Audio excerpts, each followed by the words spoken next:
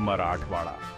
ये नाम सुनते ही दिल में एक अलग ही जोश आ जाता है। महाराष्ट्र का ये ऐतिहासिक जगह अपनी संस्कृति और संघर्षों के लिए फेमस है। 8 जिलों औरंगाबाद, बीड, हिंगोली, जालना, लातूर, नांदेड़, उस्मानाबाद और परभणी से मिलकर बना ये क्षेत्र महाराष्ट्र का एक इम्पॉर्टेंट हिस्सा है। औरंगाबाद इसका सबसे बड़ा शहर है, जो अपनी पुरानी इमारतों और इंटरेस्टिंग कल्चर के लिए जाना जाता है। यहाँ की गलियों में इतिहास की कहानियां बसी हुई हैं। यहाँ की संस्कृति मराठी भाषा और परंपराओं से जुड़ी है। त्योहारों के समय यहाँ की रौनक देखने लायक होती है। मराठी यहाँ की मेन भाषा है, लेकिन हिंदी और उर्दू भी बोली जाती है। ये भाषाएं यहाँ के लोगों की विविधता को दर्शाती हैं। ये अलग अलग भाषाएं मराठवाड़ा के रिच इतिहास को दिखाती हैं। यहाँ के लोग अपनी सांस्कृतिक धरोहर पर गर्व करते हैं।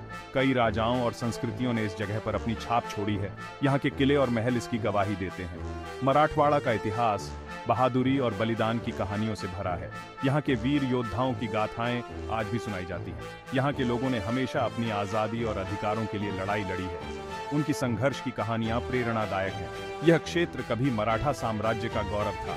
मराठा साम्राज्य की शक्ति और प्रभाव यहाँ स्पष्ट रूप से देखे जा सकते हैं। बाद में यह निजामों के शासन में आ गया, जिसके खिलाफ यहाँ के लोगों ने डटकर मुकाबला किया। उनकी वीरता की कहानियां आज भी जीवित हैं। मराठवाड़ा की धरती वीर शिवाजी महाराज की बहादुरी की गवाह रही है। शिवाजी महाराज के साहसिक कार्यों की छाप यहाँ हर जगह मिलती है। यहाँ की हर गली और हर जगह स्वतंत्रता संग्राम से जुड़ी कोई न कोई कहानी बताती है। यहाँ की धरोहरें हमें हमारे इतिहास की याद दिलाती हैं। मराठवाड़ा का इतिहास निजाम के राज में एक बुरा समय था। यह समय लोगों के लिए बहुत कठिनाइयों और संघर्षों से भरा हुआ था। हैदराबाद के निजामों के राज में मराठवाड़ा के लोगों पर बहुत अत्याचार हुए। उनके जीवन में हर दिन एक नई चुनौती होती थी। उनकी भाषा, संस्कृति और धर्म सब कुछ खतरे में पड़ गया। उनके धार्मिक स्थलों और सांस्कृतिक धरोहरों को भी नुकसान पहुंचाया गया। निजाम सरकार ने उर्दू भाषा और मुस्लिम संस्कृति को जबरदस्ती लागू कर दिया, जिससे मराठवाड़ा की असली पहचान खोने लगी। यह एक सांस्कृतिक आक्रमण था। लोगों को अपने धर्म और रीति रिवाजों को छोड़ने के लिए मजबूर किया जाता था। उनकी धार्मिक स्वतंत्रता पर भी अंकुश लगाया गया। अच्छी शिक्षा और नौकरी सिर्फ उन्हीं को मिलती थी जो निजाम सरकार का कहना मानते थे। यह एक प्रकार की भेदभावपूर्ण नीति थी। मराठी भाषा को दबाया जाता था और उर्दू को बढ़ावा दिया जाता था। यह मराठी भाषी लोगों के लिए एक बड़ा झटका था। इससे लोगों को अपनी भाषा और संस्कृति छोटी लगने लगी। वे अपने ही देश में पराये महसूस करने लगे। लेकिन मराठवाड़ा के बहादुर लोगों ने हार नहीं मानी। उन्होंने अपने अधिकारों के लिए लड़ने का संकल्प लिया। उन्होंने निजाम सरकार के खिलाफ आवाज उठाने का सोचा। यह एक साहसिक कदम था। छोटी छोटी बगावतें शुरू हुईं, जो धीरे धीरे एक बहुत बड़ा आंदोलन बन गया। यह आंदोलन पूरे क्षेत्र में फैल गया।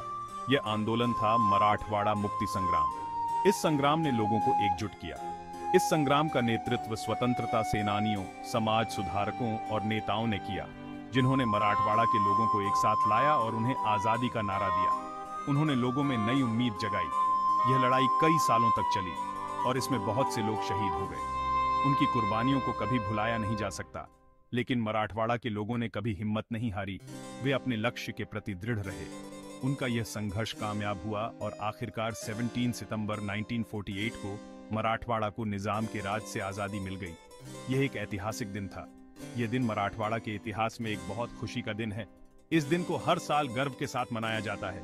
यह दिन उन सभी बहादुर शहीदों को समर्पित है, जिन्होंने मराठवाड़ा की आजादी के लिए अपनी जान दे दी। उनकी वीरता और बलिदान को हमेशा याद रखा जाएगा।